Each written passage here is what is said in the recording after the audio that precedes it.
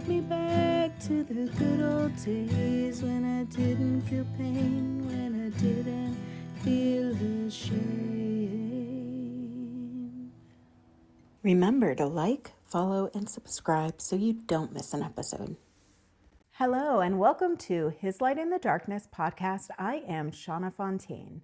I started this podcast to bring some light in the darkness. It's inspired by a devotional that I wrote that talks about depression, addiction, anxiety, worry, fear, grief, a lot of things that we don't want to talk about. And well, we're just trying to bring some encouragement through those difficult times.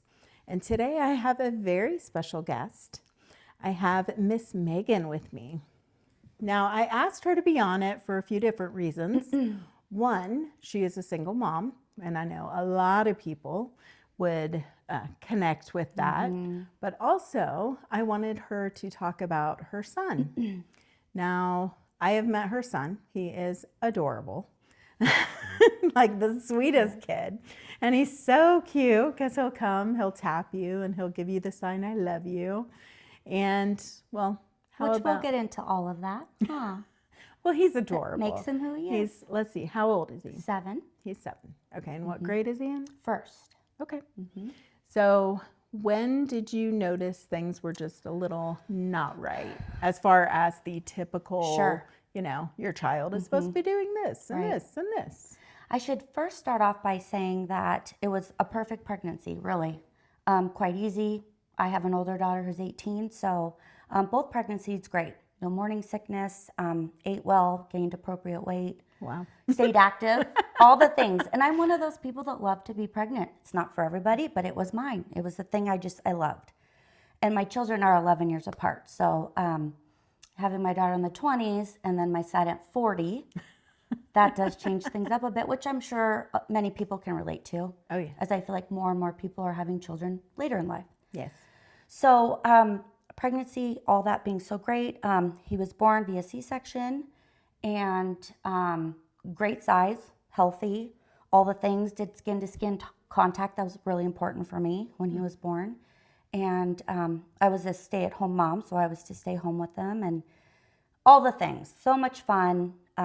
He's such a smiler, such a laugher. So he was even just really young, giggling and smiling always to everybody. People would stop me in the streets or strangers would be like, your baby's so friendly, so smiley. But actually it's funny because, you know, you take your kids to their doctor's appointments. I think at first it's like every few months. And then I think after one, it's like every year for their annual. And so I took him to a second year checkup, or maybe he was 18 months. And you fill out the questionnaire and it kind of asks all the things like, you know, do they do this, you know, physically, do they do this and all this stuff. And I checked pretty much all the boxes when it came to him. His physical, his mobility, he was great, very physical. In fact, he crawled for like a day and then started walking. So that whole stage was skipped. But it was actually my own attention that I said, you know, to his pediatrician, I said, the only thing I'm concerned about is he's not like talking, like not even trying to really babble. And I remember she looked at me dead in the face and she goes, it's really nothing to worry about. And I didn't even say anything. And she goes, and Meagan, I promise you, this baby does not have autism. Oh, wow. That threw me off. I was just asking about his delay in speech, but you know, that's probably the biggest precursor or marker maybe for children on the spectrum early, is that maybe they're not talking. And so maybe she felt that was, you know, something positive maybe to ease say. you. Right. Wasn't something I thought of. I just thought, my son's not talking. What can we do about it? Yeah. So that just wasn't really paid attention too much, maybe because he was too young. And then COVID came. He was born in 18, so COVID being 20. So he was 2. And so it was right around that time. So it was really hard to get services because nobody wanted to see you in person. Oh, yeah. And they wanted to do like the like Zoom and the online stuff. I go, how am I going to get my 2-year-old to sit there for 30 minutes while you try to make sounds? So that didn't work out. But eventually we did. We went to speech therapy and hard. I live in a very small town, not a lot of resources. And so I would drive to the next nearest town like 2 times a week to do those services, because I would ask can we do like 2 in one day? So stay like a 1 to 1:30 and then I can come back 3 to 3:30. And they said, no, insurance won't cover that. Yeah, that's right. I was hoping to make it worth more our time while we were up there since it's an hour away, but they wouldn't. So I just kept with it. I did it all summer long. We found speech therapists here in town, which was very hard to do. I was going to say that's probably very It's very hard. There's one gal who's been at it for a very long time, and her wait list was very long, and so we dealt with that. And then he wasn't in school yet, and at our school, our local school, we have one school here. There's only one gal, and we know that she's spread extremely thin. Really? With all the children that need her services, so that wasn't looking very hopeful. So we just did what we could, which was basically going out of town. And that was a slow start. I didn't feel like it was really working, maybe. Well, I think that much time in between and the right. travel. I don't know how he is in the car, but kids in general are like, when are we going to get there? And he loves travel. He does, and of course, he didn't ask me when are we going to get there. That's kind of the joke. No, that's a positive and a negative. Yeah. Yes. But and I would ask, and they say, well, you know, the way that we get children of this age to speak typically is through play, and so you're doing different things through play. And I guess I just maybe wasn't very familiar or educated, so I thought, no, there's got to be more. Can't you just get him to say like, do the letters? Like, can't we just do this? And it's a very patient, very slow process. So with him now being 7, and we started when he was 2, so 5 years of it. Wow. He's still nonverbal as far as, will not say even close to a sentence. He will say short things like mama, like try, but that's okay. I will take the mama. He says dad to his father. We are, you know, like Shauna mentioned, I'm a single parent, so divorced. But no, absolutely no sentences. I mean, I would just love that. I've never heard, I love you, Mom. That's hard. That tugs at your heartstrings. But he loves you. It's obvious. Well, and what he does really is he always does I love you side. He's so fluent in sign language. I mean, he's like teaching me. He can, if I sing the alphabet, he goes through the whole alphabet. Really? Wow. Mm-hmm. He's extremely smart. Oh, well, you can tell. I mean, I can tell. Really. I mean, it's like in every way, you know, it's like he comprehends what you say. He does everything I ask of him. He's such a good boy. He can't talk back to me. He doesn't say anything. Yeah. So I mean, you see him thinking, you know. Definitely. Right? So and you he know knows that it's like there. right from wrong. Yeah. Yeah. Like if he's being silly and I'm like, no, let's stop doing that. Now he knows. Well, even when I saw you guys together, I mean, you would talk to him. He was obviously acknowledging what you said. Totally. Even if it was the I love you sign. Yeah. Now, I mean, totally. you told him, hey, we're about to go. Yep. Okay. You know, Yep. he didn't say okay, but you could see his mind. Yeah. Oh, yeah, all right. I'm going to go play with my friends for a few minutes. So it's like seeing his face, you can kind of guess what he wants to say without him saying. And that's very I mean? true. I know him very well. So I know even the sounds that do come out, I can tell, okay, are we frustrated? Are we happy? Are we squealing out of delight? Are we angry? So, you know, you just kind of get to know your child. I mean, I do. I know his basically every sound and everything that, you know, his expressions. But to back it up a little bit before that, a really hard part of my life when he was, about the 2 to 3, even maybe to 4, so a good 2 years or so, is he would scream. Really? So he would screech. There'd be a scream, and it could be out of excitement. Mostly that's what it was. But it could be out of frustration, but it was constant. I would even count. It would be about every 10 seconds. Wow. And I said, well, I'm kind of curious. Let's see if I can get how many times a day, because I like to document things, and I'm a very hands-on mom. Like, let's just see for his pediatrician. I think I lost count after like 575. I just couldn't do it anymore. Wow. So it was all day from he's up at 6:30 and bed at 8. It was so exhausting. And just like, that was just the way that either he was happy, excited, but Sometimes also frustrated. For no reason. I'm like, why is he doing that? Yeah. So it was hard for birthday parties, family gatherings, you know, because some people, the elderly, it hurt their ears.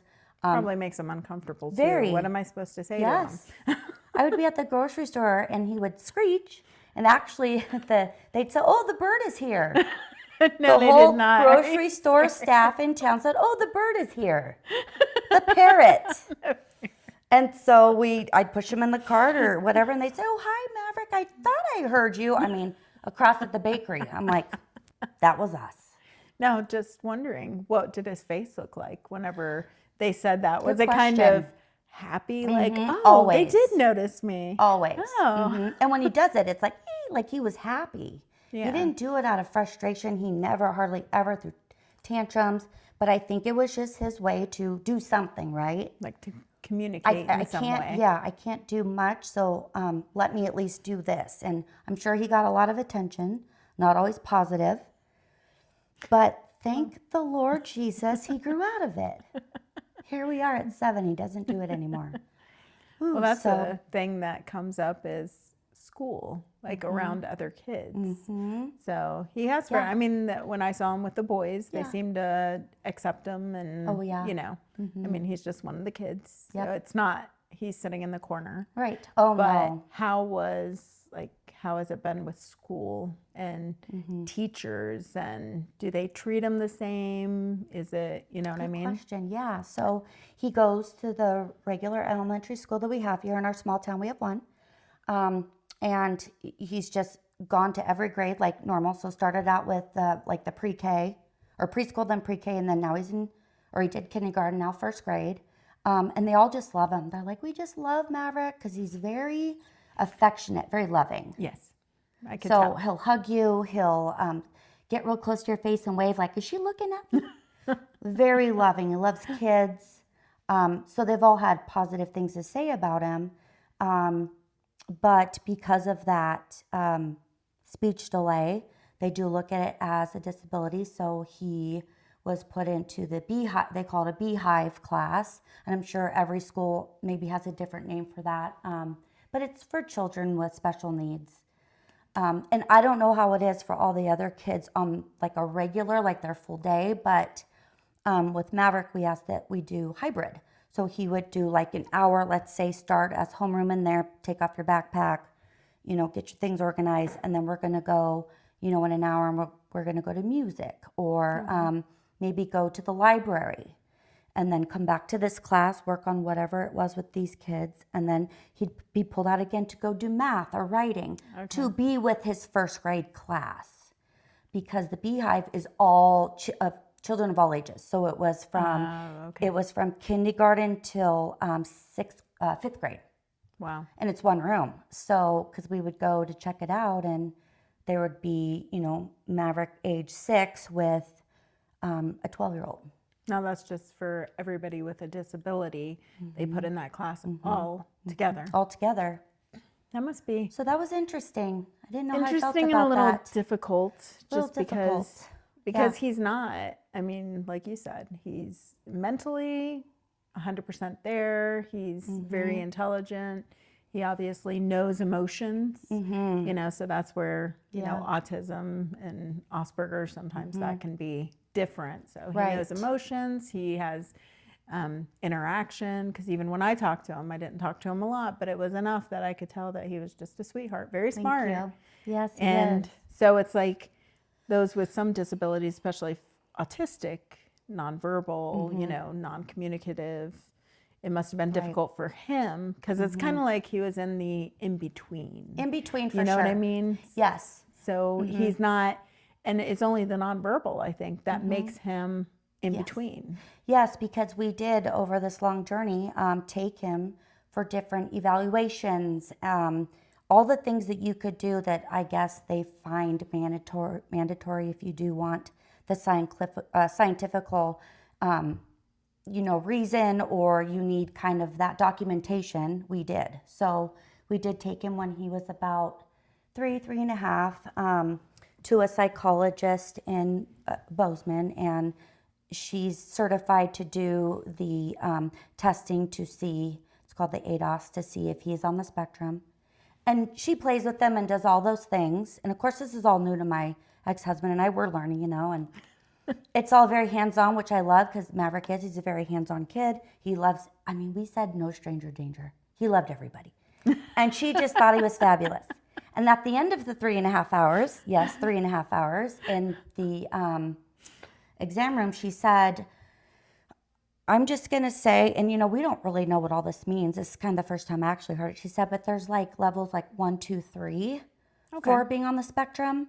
And because of what I've seen, what I've documented, my notes, and it's really to cover everything, social, emotional, all of it, I'm going to say that Maverick is a 2 because he's nonverbal.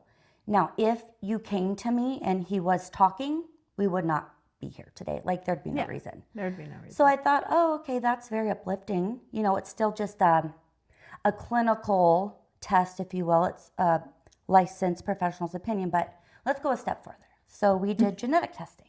Okay. Which was also suggested by doctors that, well, let's just do genetic testing. They've come a long way. Is that common? I think it is. Shodair Children's Hospital. They've got them all over. We went to the one in Helena, and it's real easy saliva. Okay. They don't have to even do blood, easy Nice. peasy. And it takes a while to come back, many, many weeks, but it came back as I had always thought, just being his mom and advocating for him. I never really felt that maybe he was on the spectrum. I just didn't. And it came back that he's not and that he wasn't. They can't test a specific test for that. They are working on it. But the one closest they can is the Fragile X syndrome, which he tested negative for. So they did further testing. They tested like 20,000 genetic markers. Wow. And what they found was that he's actually missing, he has a chromosome deletion in chromosome 8. Okay. Specifically, and I still have to read up on it, so each chromosome has many brackets thereafter associated to that chromosome. And where his is 8p22, so it's number 22 on 8. Wow. Okay. And what that controls is hyperactivity, which he is. But then I'm also like, that must contribute to him just being a boy. I mean, he has so much energy. Yes. As you know, you have a son.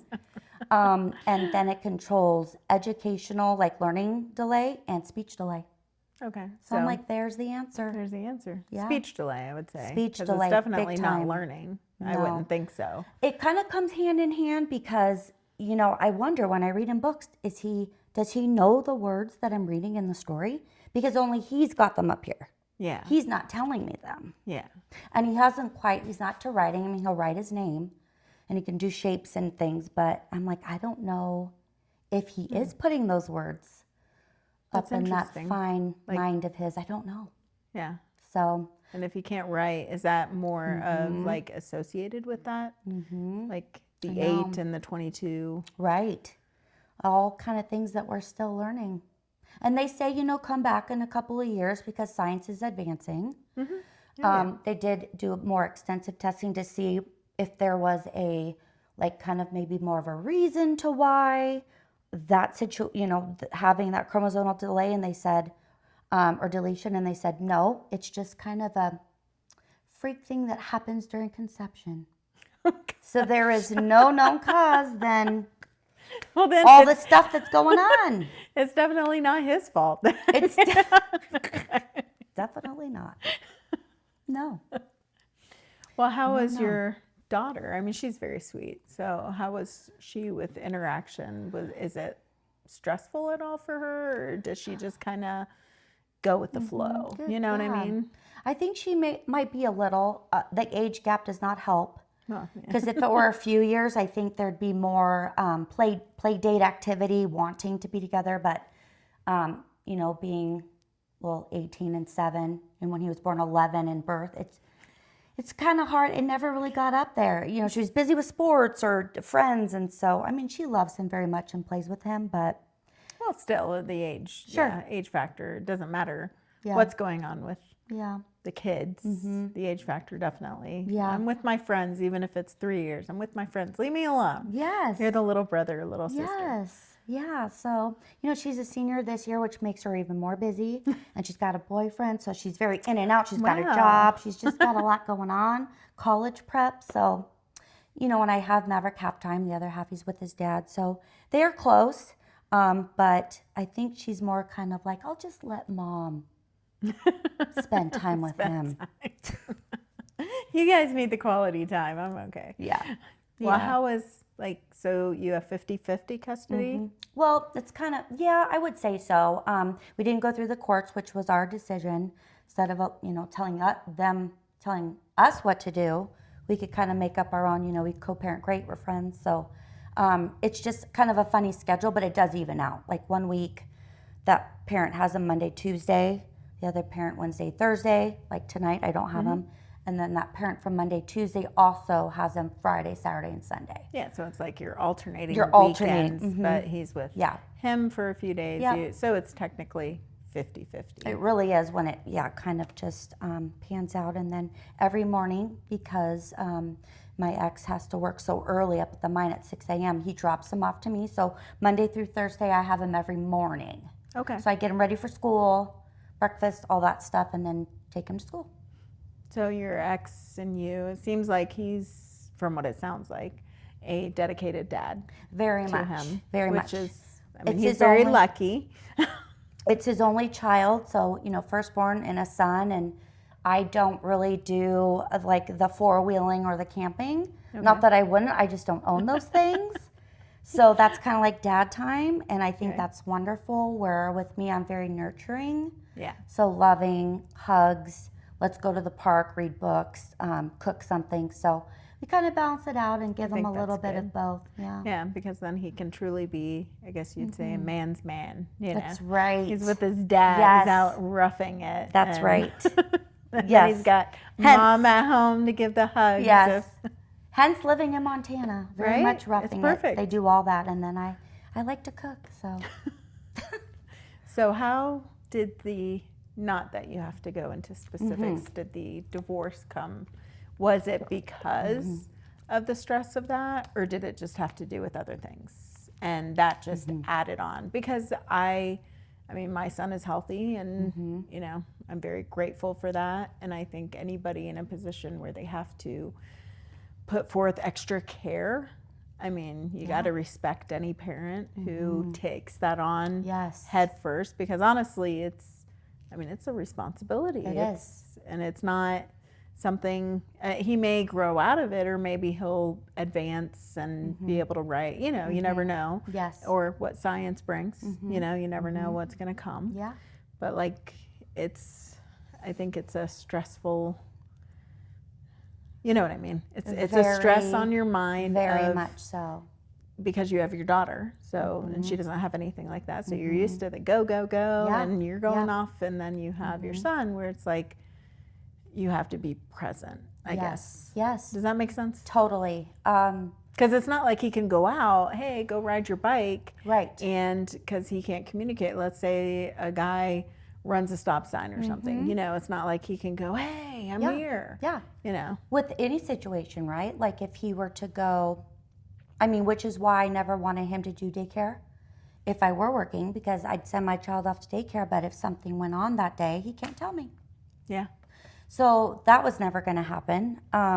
So I was, that was the plan, regardless, before we even knew about the speech delay that no, I would be staying home and taking care of him. But yes, the divorce was many factors, but definitely having a child with special needs, for me anyway, was a huge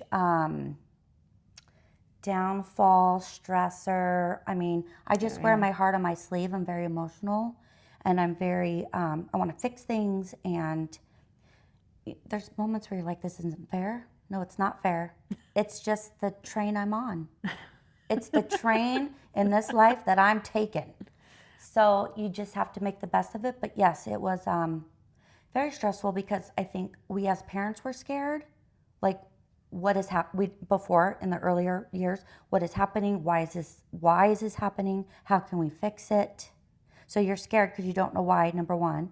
And I don't know, everybody may be different, but whether you're on the spectrum or not, or maybe just nonverbal children for other medical reasons, but there's just, and he probably knew it too, just to kind of poke at mom, because he was kind of my shadow. He was with me all the time. I couldn't even go to the ladies' room. He was right there. So like Joel would get home from work, and then it would be like, there was not a mom to say, hi honey, how was your day? Yeah. Let's talk about it, because Maverick would be from so much excitement and probably, hey, listen to me. He's jumping up and down in your faces, and you're like talking like this, trying to have a conversation, and he's not. There's just so much energy there. And then those, the screaming days. Okay, so that didn't help either, and it just made you want to pull out your hair sometimes, because saying no or explaining that this is not okay or appropriate, we need to stop, wasn't enough, and so it was continuous. Yeah. So trying to have a relationship during the hours of when he was awake, forget it. Because every minute had to be on Maverick. Yeah. And he very much was, where's my mom? He was very, very clingy, very attached. Very. Yeah. Which I didn't raise him like that. I'm not a clingy person, so I think for him maybe it was like maybe it's soothing. Soothing and like comfort, like I know where she is, and he'd always like, want to hold my arm, but so that caused a lot of stressors, a lot. And so that was a huge, yes, I would say a huge piece of the pie of why we did not make it. Well, how old was Maverick when you guys decided? Was he 3, 5? He was 5, because we divorced in 23. Okay. He was born in 18, so 5. I mean, but you guys get along and great co-parenting. So it's not Very that you, like, I think some people may be divorced or separated, and they need to know that you're not alone. This isn't abnormal, and it's not your fault. Right. You know what I mean? Right. It's not like, this is not your punishment. Right. And that's what everyone said. They said it's nothing you guys did as parents. It's just something that happened during all of the cellular things that go on, but it's common to think it's your fault and to blame yourself. But also, we just were very good at communicating, staying in touch as far as, okay, what appointments do we have? Let's go together. Yeah. If we had to travel to, Helena or Butte or Bozeman, wherever it was, when you live rural, as you know, the services are very few and far between, or very spread out. So that's what we find ourselves doing. But I never felt alone. Like, I always felt he was like, well, do you want me to go with you? Or it was it was a very good feeling that I still had that partner for Maverick. And also important to me that Maverick could see that his parents were friends. So holidays, we could still be together as a group, and Maverick could, see that his parents got along. Yeah. And I know not everybody has that. My son, same thing. Yeah. We co-parented 50-50, and I think that's huge. Yes. Now, sometimes there's one parent that just is not a good person and tries to make life, because there may be some people listening going, okay, that's nice. You have the fairy tale. How great is that?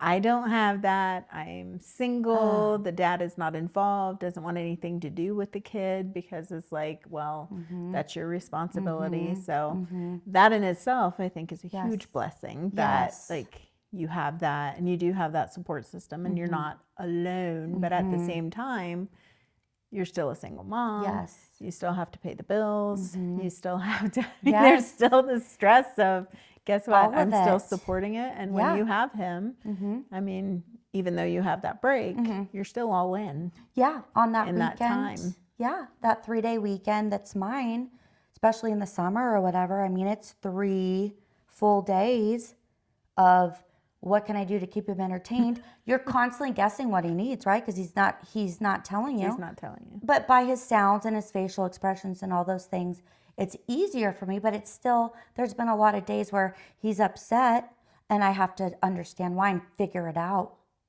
And I try to talk as clear and as best I can, and I just say, Maverick, what is going on? Would you like to show me? I mean, you just have to. It takes a lot of patience. But you just have to do it for positive results. Positive you just have results. to. And so as far as what the doctor says, like, is there, okay, this is what usually happens. They, let's say, live on their own. They are capable of living on their own at some point, because he's not disabled where he can't do things. It's just the verbal. Right. So it's like, do you foresee possibly, because I think that's something that weighs on people's minds. Good question. Now yeah. I have, this child, and yes, is he going to be with me? Which is fine. That's not a bad thing. Yeah, and that's also a But personal it is preference. personal preference. Everybody's different. And like you said, thinking about it, maybe some parents are like, no, it's too far. I can't go there. They don't want to, where I am like such a planner. Like, what does my life look like? So yes, I see what you're saying. I do have to backtrack though, and I will say I was his biggest advocate when he is in this this special class for any kind of special need whatsoever, whether it's physical or social, mental, verbal. The Beehive, they have their own like smaller bus that they use through the school system to pick these children up and take them to school. So this is all new to me, right? So when he's like 3, I'm like, oh, that's great. No, he's going to love it because we lived out of town. He's going to love it. So now his favorite thing in the whole wide world is the yellow bus. Oh, really? He's got the little yellow bus card. He loves it. But he loved it. I mean, he giggled, smiled the whole way. Bye, Maverick. See you later. But what they were doing is, and I didn't really care for it, but, they were starting later in the day, so not at the same time as everyone else, and they were letting out early. Oh, And so interesting. at first I was like, okay, well, that's just the way it is. Meagan, keep your mouth shut, like, whatever. You're just going to have to deal with it. But then as the years, kindergarten, now first grade, I'm going, So, I'm having these discussions with the teachers during like the parent-teacher, and I'm going, why is he coming later than everyone else? Why is he being done at 2 instead of 3:30? Yeah. Some parents have to work. Yeah, exactly. And so they just said, well, that's just what they do. And I'm sure they have their own reasons. I'm not going to get into it. But I said, well, I work and I prefer that he be as normalized as possible and, try to start at the start of school day and stay until 3:30 where he can get on. We already knew this, that he'd get on a different bus to take him to the Y after school program because that's the after school program. We put him in, and from me basically saying that, I don't know if they liked it too much, but they said, okay. Really? So I had to advocate, and he was the only child that went outside that box that was not doing those other things. And then, so that was one good step forward. And then another time, he had a different school bus driver. We love them all so much, but she goes, Meagan, Maverick's the only child that gets on the bus independently, because I'll watch him from the door, and buckle himself in. And I said, other kids don't buckle themselves in? And she goes, no. All the parents come on and do it. And remind you, again, this is ages kindergarten through 5th grade. Yeah. So it's right before middle school. So 11 years old or so. And I went, So then I thought about that. So I held on to that for a little bit. Then I talked to the principal at the school and I said, look, I don't think Maverick needs to take the small bus anymore. He buckles himself in and he's getting there at times that, I don't prefer. And so I just ended up starting to drive him myself. They said, well, you can do that if you want. So, there's a little bit of a trade-off, right? Do I love the free ride where I can finish getting ready for work and bye, Maverick? Of course, but I'm going to advocate for my kid and I want him to have the best. So I said, that's fine, I'll drive him myself. Well, then it was come at this time, a little later than normal school time. So again, why are we not starting at school time? Exactly. And they'd say, and then I need you to like park your car and like walk him in. Well, he can walk. Why am I walking him in? So I had another conversation and I said, I see that you've got this roundabout and the cars come in, that everybody follows each other in line and they get to the end and teachers open up the door. Oh, hi, Maverick. How are you doing? Great. Welcome. Okay, see you later, Mom. They close the door and off he goes, walking with the other children. I said, why can't my son do that? They said, let's do it. So little things, but I had to advocate. And that's what's so important is I think for parents, please do it for your child because like my mom always told me, you can always ask. And the worst you're ever going to get told is no. Yes. So just ask. And the worst you're going to get told is no. So that's always been kind of something I hold on to. So I just asked and I got what I thought was best for Maverick. And so, we drop him off on the loop and he skips up the the sidewalk there and gives kids high fives, and he lets himself in.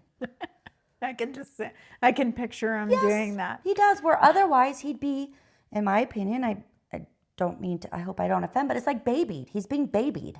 Yeah. I'm like, stop babying him. He doesn't need that. Well, I He's think 7.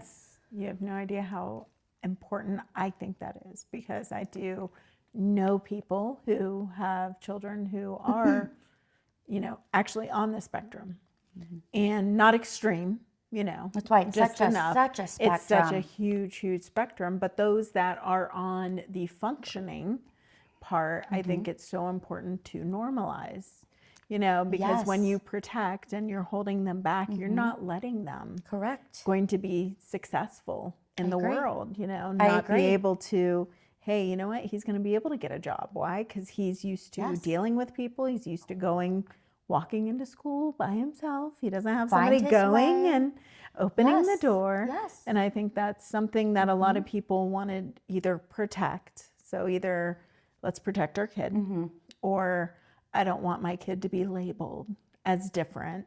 Sure. And, none of us are normal. No. I mean, being normal is boring. Yes. I mean, truly. But I think it's so important for parents to say, I'm going to try to make it as normal as possible. And that's for any kid, whether they have Down syndrome, whether they're autistic, whether they have any mental or physical, emotional. I think it's so important, because how are they going to function? Right. It's like you're stealing it away. Right. And what about when you pass on? Now you have a child that is completely... It was so sheltered. What do you do now? Yeah, they're lost. And it's like, I think it's stealing something away from them. And yeah, it's hard. Kids, luckily, it seems like he's got friends, ones that aren't, taunting him. I'm sure there's lots of kids who... Everybody, it's crazy, actually loves him. We've seen him during the parades in town and walking by, they're like, hey, Maverick, and they give high five. They just think he's the coolest, which I love, because I'm hoping there's none of that bullying, going on, as our school does say, absolutely not. But that was to answer your question, that I do those things to set him up for success. Yes. I do those things, so I'm hoping that he will live an independent life. And he worked with an OT, occupational therapist gal, that he just loved for many years, and she ended up moving on. But she said, I mean, I think he would have an independent life, but it's really much a difference. It's just a difference of opinion. Depends who you ask. Depends. I mean, and that's also not written in sand. We don't know. That doesn't mean that their opinion means that that's how it's going to go. So I just want to set him up with the most that I can, as far as being independent, knowing right from wrong, how to navigate through certain life things, whether, it's problem solving. I'm big on that. Let's not, kind of throw a little bit of a fit. Let's take a minute, think about what it is you need, and problem solve. And he's so good at it.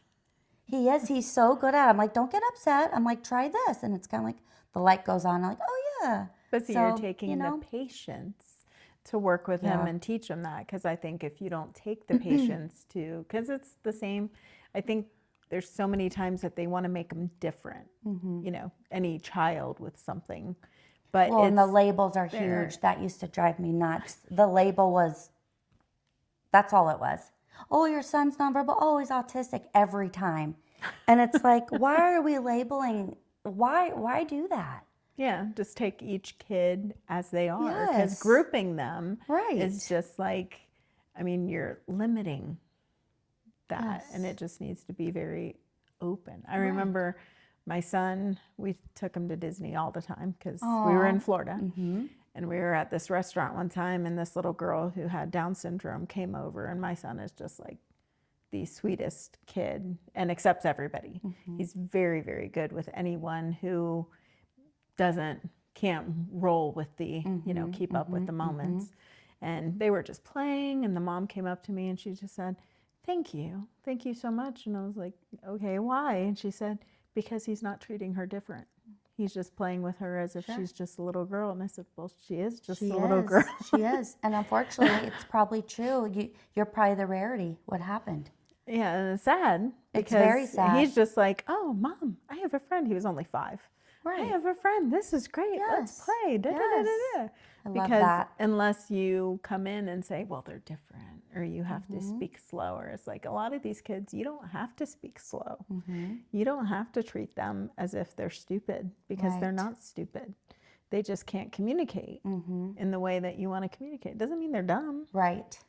Yeah. I think that's a problem, is people just assume, oh, Yeah. you can't communicate, so you're not smart. Yeah, and it's being naive and it's being cruel and it's all those things. Like, you know, we've been in public and at one particular place, the fella, the worker there just keeps, every time we're there, you know, I was at the front of the line, a very popular store, and he looks at me, looks at Maverick and goes, so what's he got?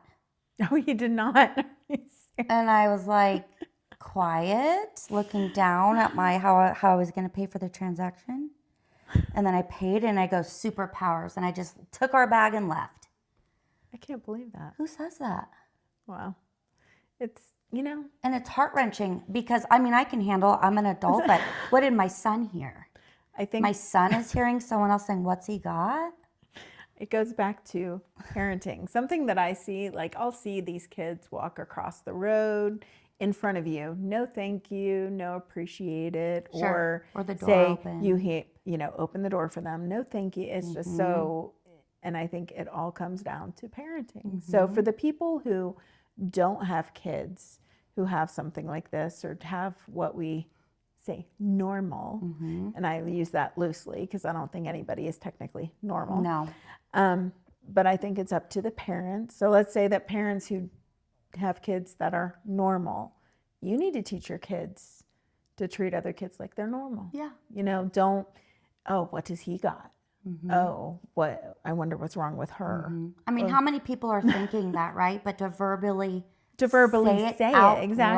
loud Have some manners. is like a whole other level. And he can't be surprised at the look on my face. I mean, nobody wants to be I'm asked that. taking care of my son. Yeah, no. Because as mothers, I mean, you know, as you know, I've got a son. As mothers, we want to protect. Right. We want to prevent and save them from hurting, Cruelty. from cruelty. And that's with any, I always tell my son, because he was bullied, like horribly bullied in elementary school. And I was the parent that was like, you got to fight back, because if you don't fight back, they're going to keep coming. Right. And he fought back. And That's then- that. but it's, you Now know, he can smush them like a grape.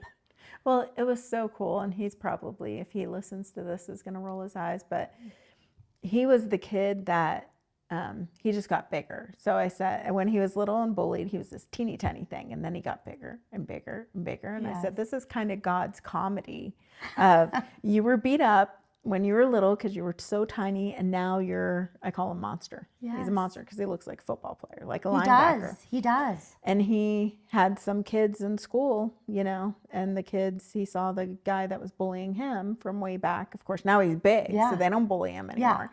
He's bullying another kid, and he walks up and says, you bully him, you bully me.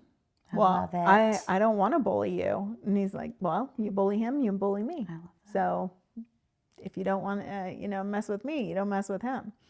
And the kid said, thank you, you know, and he said, I don't want anybody to ever feel that way. No. I don't, it's not a good feeling. No, not at all. And so it's like just him telling me that, I understand how the kids may feel, because I went through all of that years with him of that bullying, that, you know. So like as a parent of someone who is normal, I even told him, I said, if you ever bully anyone, God help you, you better run Right? from me, because I'm coming after you. Again, it's how they're raised. It's the parenting. And he even said, I would never do that, Mom, never.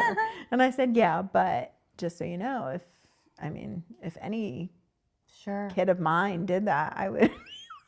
Well, yeah, and like then look what he learned. How he said, if you're gonna bully him, you bully me. Yeah. Like he's just such a good soul.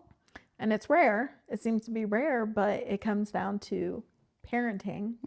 And those of us who are not in your position, it's our responsibility to raise a good human. I always tell my son, my job is to make a good man, Yes. you know, to make Yes. a potential good father, good husband, good human. Right. And that's my job. Yes. And Yes. if you don't get annoyed at me at some point, I'm not doing my job well. good boy. You've got to be annoyed at me at some point yeah. and say, oh my gosh, Mom, stop talking. Stop talking. Would you stop? Would you just leave me alone? So I tell him that sometimes when he's talking to me, and he's never back-mouthed. I mean, he's just the best kid. But you can tell sometimes he's like, oh, He's would you listening, please but he's just kind of like, will she stop end? Well, it? yeah, when will this conversation end? And I remind him, my job is to make you a good man. If you don't get annoyed at me with something that I say, I am not doing my job well. I'm not here. I'm here to be your friend. Like now that he's 23, I'm your friend, but I'm still your mom. Right. You're not nagging. You're just giving him. I'm giving him guidance. Tools of life. And tools of life. And all guidance. That good stuff. And that never ends. I mean, I still like to hear, things that my mom, her wisdom, it doesn't ever end no matter how old you are. No, it doesn't. So, how are you with, like, as, because he's in what, first grade, you said, first correct? grade. Okay, so he's got 4 more years at the elementary. Now, what year does it go to? It goes to, so it stops at 5th. So then the middle is 6, 7, 8. Okay. Now, is the middle school in the same building? It's like connected, yes. Okay. So, in other words, the high school is separate. Separate. So, up to middle school, then he's okay in the, I don't want to say safe environment, but the environment he's used to. Yeah, I don't know, because I'm very optimistic maybe. I've always been that way, just an optimistic thinker. And I think that before then, I think that he will be speaking. I can't promise a full-on conversation, but I do think with how much he's trying with, he loves his letters. He loves them. And we actually got him a AbleNet. It's like a quick talk tablet through insurance. So it's all the buttons and everything. And so we're really working with that now with him. Not just pushing a button and for it to say something, but to use it in the ways of communication, right? So, which he's very independent. Like he'll get his own glass of milk. He'll get, go to the bathroom. He'll, pulls down the peanut butter. He loves peanut butter. But we're hoping the machine more will, like, let's have a conversation. Like in a full sentence, tell me something. Yeah. Because I've heard it. So there's like a voice. So it maybe say like, Mom, I want to go outside to play. Like put it in a sentence. Yeah. Which he's not doing right now. But he just got it in like October. Yeah, and so he's a lot. There's a lot of learning. I think honestly that he would be speaking or at least communicating verbally. It may not be to the extreme like you and me, but I think because he seems like the type of kid that wants to communicate. He wants to so bad. You know what I mean? So it's kind of like he's locked away and he's trying to find the key to get out. That's kind of what people have said. You know what I mean? He's And there, yeah. he wants to connect, and it's just a matter of finding the right key. Right. So like maybe the pad will do it, maybe some, and you never know. It might just click one day. Yeah.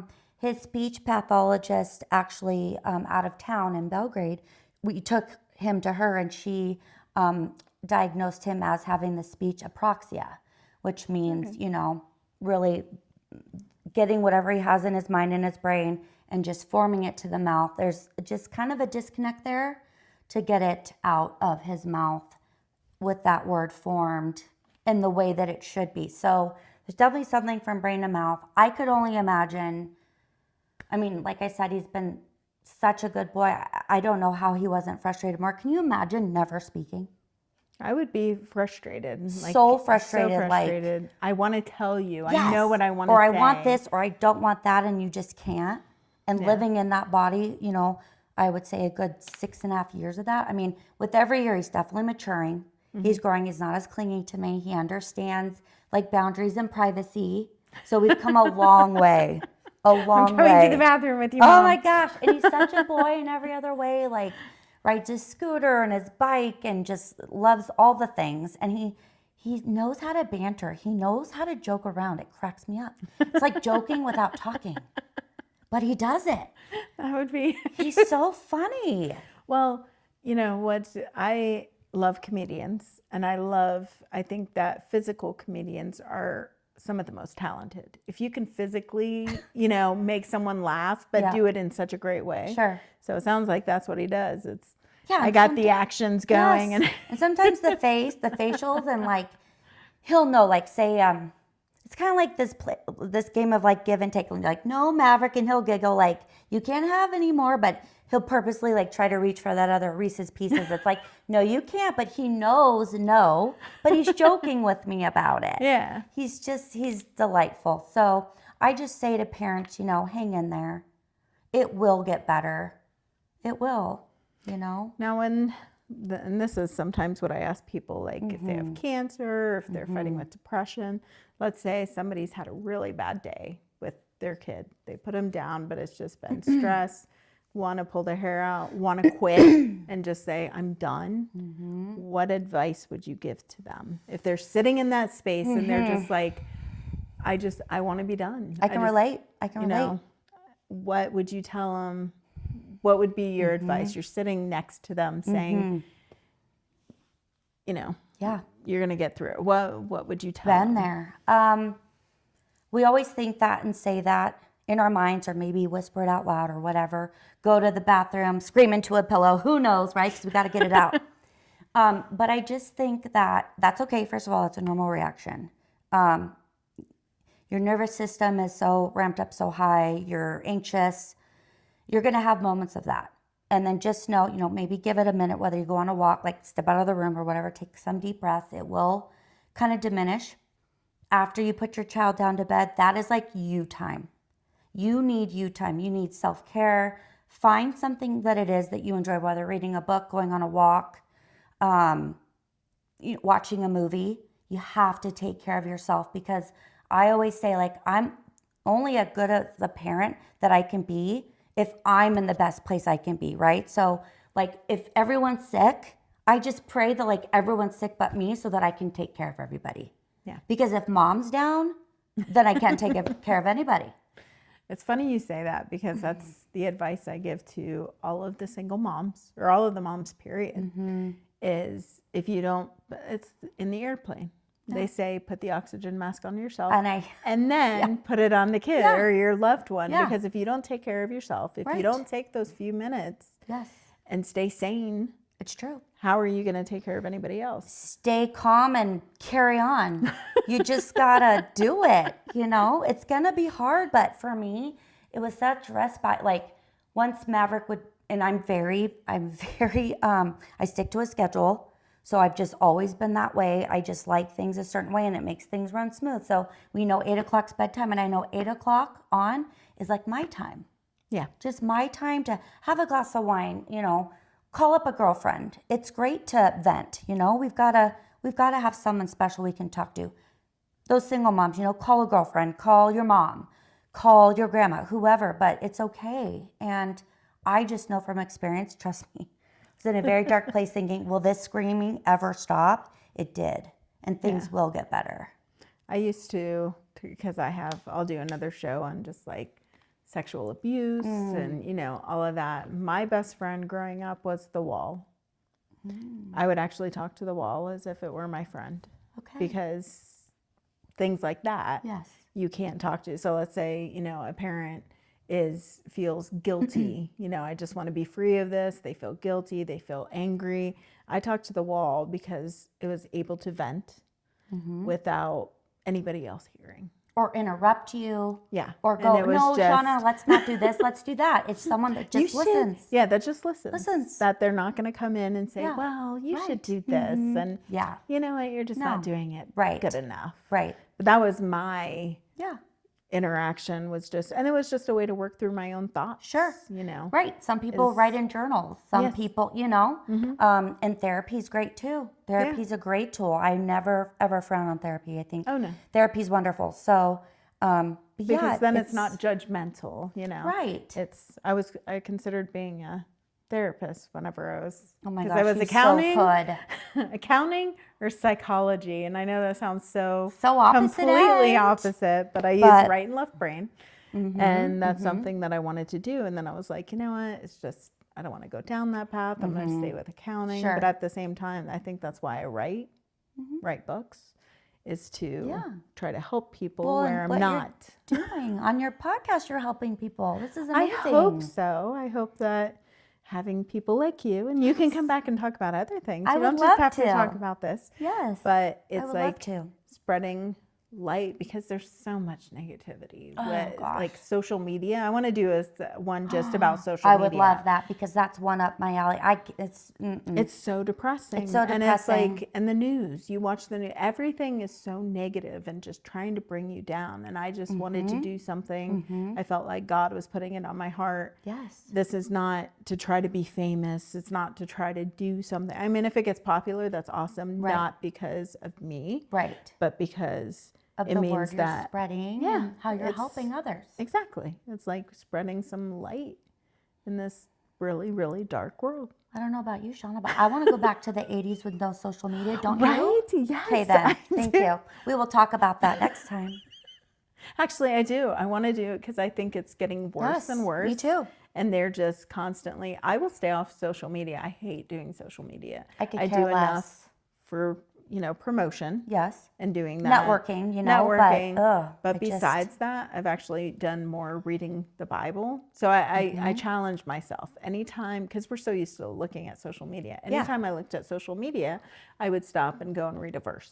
Oh, good for you. So yeah, it was like, sure. Kind of let's- balance it. Yeah, balance it and get that encouragement. And I'm not saying, some things in the Bible, you're just like snoring because it's like, let me see who's the son of who's the son of who. And you're just like, and if anybody says, oh, I don't know about reading the Bible, don't start with Genesis 1:1.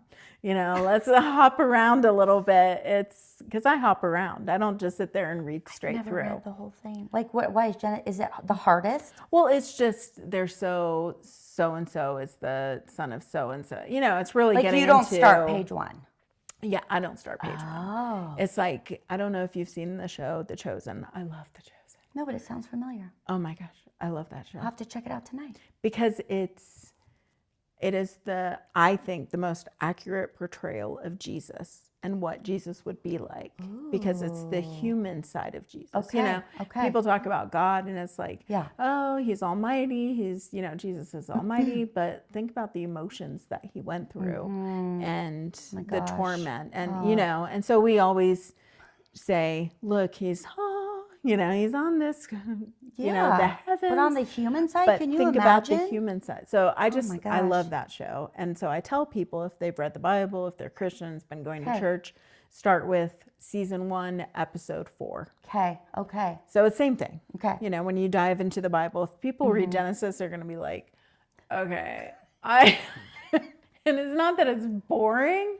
It's just, start with Samuel, or start with, I love the book of Ruth, or start with, if you want to hear Jesus's thoughts. I always say, God, you have, and I am come, and I'm going to hand with my hand. And then Jesus is like, I love you. So if you read the Old Testament, you're like, man, God just really, I'm coming down with my wrath. And then the New Testament is, Jesus loves me. It's really fun to read, but I like to jump around. Okay, sure. And just because I think then it's not like, oh, I'm going to read the Bible this year. I'm going to force myself through, because you don't want to read it like it's a job. You want what to I mean? read it because Yeah. you're interested and you want to. Yeah, and there's some great stories in there. Now, Genesis, the later part of Genesis, I think is very more entertaining. Okay. And really can get you into the story where you can parallel it with your life. Oh, I like that. Okay. I've noticed verses, I don't know if you have this, but I'll just open something up or I'll hear a song and I'll just be like, how did God know that Right? we needed to hear this I song? love that. And That's so true. pick you up. So I think I agree. if you read the Bible, I've never read it all the way through. I mean, I have not either. I have not. And if you want to, I'm not saying that anybody should keep from doing it. I'm just saying if anybody has never done it, or let's say they go, I'm not a Christian, but I'm curious as to what it says. Sure. Don't feel like every Christian reads the Bible all the way through. Well, and I like your advice. Like, just kind of flip. I like that too. Just kind of pick. Yeah, Flip just through flip. it. And sometimes I'll read the beginning of something and go, you know what, I'm just not into this at the moment. Okay. Maybe my I'll come mindset back. isn't But there. how do you know I'll how come to go back? You'll remember that? Well, Do you no, have it's little just, tabs? I just hop around. Okay. And if I read something, I'm like, I need something else. You know, I saw The Passion of Christ, and that just really bothered me. I was bawling like a baby. You need to watch The Chosen. My husband, he at first was like, because when I met him, it's like, I believe in God, but I'm kind of, Okay, yeah. I've seen too much bad in my life. It's too bad. And so I said, look, I love The Chosen.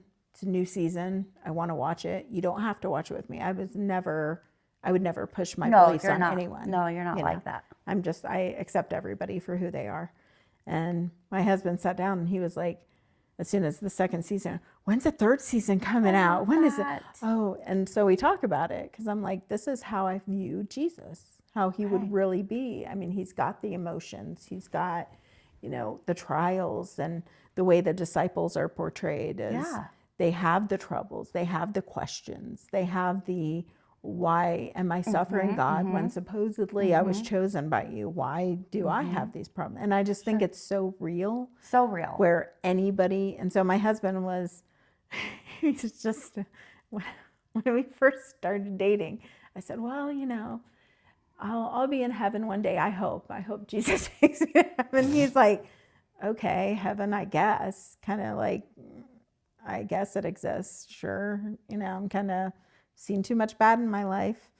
And just out of the blue, I said something about, I wonder what heaven is like. I don't think it's this in the clouds. Oh, look, Jesus is in the clouds. I mean, he created the universe. Yeah. He created solar systems. Yeah. I don't think it's just Jesus on a cloud. I think it's just this magnificent place of completely beyond our understanding. And so we talk about that, and he goes, well, I'll see you in heaven. And I said, oh, you will? And he goes, yeah, because I agree with you. After watching The Chosen? After watching The Chosen. I love it. See? He said, I think that heaven is what you describe it as, more so. We can't describe it. No way we can comprehend it. But look at the stars and the Immaculate. Yes. Like, it can't be Jesus is sitting on a cloud. You know what I mean? I'm not taking away from people that think that, but I just think there's so much more. It's like limiting God. That's why I say like church. A lot of people aren't comfortable going to church, and you can be a Christian. You can be a believer and not step foot in a church. Right. Because some people are just uncomfortable. I don't think it's a requirement. I don't think that God lies in a building. He created the universe. You really think that he just only exists in a building? Right. That's the thing, it's if you can't get there to your chosen church or religious sector, wherever you go, if you can't get there every Sunday, he's not judging you for that. Exactly. You can have different relationships with God and with, Jesus that are, that don't have to just be going to church on that Sunday. There's so much more than that. I think it's just an encouragement to those who think that it's, or who are told you aren't good enough. You have to go to a church. You have to get on your knees and pray. You have to fold your hands. You have to say it like this. Like close your eyes. I mean, it's all really just personal. And that's why I love the show. I'm not trying to push The Chosen, but I am just saying that that's what you feel when you watch it. It's like Jesus is Jesus. It's not, you have to look this way and you have to say these things and you have to, Jesus is Jesus. And it's just, I always challenge people to consider allowing him in just because there's nothing bad that's going to happen. Because when they think about that, they're associating it with like an organization. And Jesus is Jesus. He's not the organization. He's not in this building. And kind of back to what I was saying, like to take the chance to ask. The worst you can be told is no. Yes. So letting Jesus in, the worst is, I guess, just maybe it's not a fit for you, but letting him in, there might be amazing, miraculous things that come from that. Yeah. So why not just give it a chance? Just give it a chance. Yeah. It's like, and if it doesn't work for you, okay. Yeah. Moving on. Right. And Shauna, speaking about The Chosen one, my mom, she's a retired nurse, and I've heard it from other people, it's like, Meagan, you were chosen by God to have a special need child. And that is just too high of a compliment. That's too much for me. I'm like, no, there's so many more fitting people, but I will do the best I can. That really tugs at me because, like, what's better than that? To hear you are that special, that amazing, that you are chosen. And it's probably true for many. I have many friends with special needs kids, but I don't think it is for me. No. And I just do the best I can. It's funny that your mom says that because I used to tell my son, my job is to protect you. First, God is, like, even when I pray for him now, I'll pray and say, God, he's your child first. Right. So I'm not going to sit there and go, God, please do this and this and this. I mean, yes, I will, but I'm going, my prayer is, he's your child first. You know it's best, you know it's. But I always told him, I'm your protector here on earth. God chose me to be your protector. I like that. And so it's like God chose you to be Maverick's protector. Yes, I like He chose you that he said, you know what? She's the perfect person for this job. To deal for with this these child, for this things, right? So yeah, I think that it is because I think every person is chosen. I like that. Okay, that's a different way to think of it. Because of course I want to fix everything, right? Well, what do we do about this missing chromosome? You can't go to the store. You're not going to go buy a piece. What do I do? You know, I want to fix it. But think about your take on it. I mean, you're like advocating for him one, which is always important. Which I will always do. That's huge. You're normalizing him. And when I say normalizing, people don't think that, oh, you're trying to make him into this cookie cutter of everything. No. You're just trying to allow him to have the opportunity to operate in society along with other people. Right. And I want to expose him to those things. And like I think at our it's friend's birthday party with all those boys running around. I didn't say anything. He went out in that backyard and started jumping on that trampoline. And that melted my heart because it was what he wanted to do. I didn't say, Maverick, go play out there and force him. No, he just went. Yeah, he was like, and he giggled. waving. He had the best time. Best time.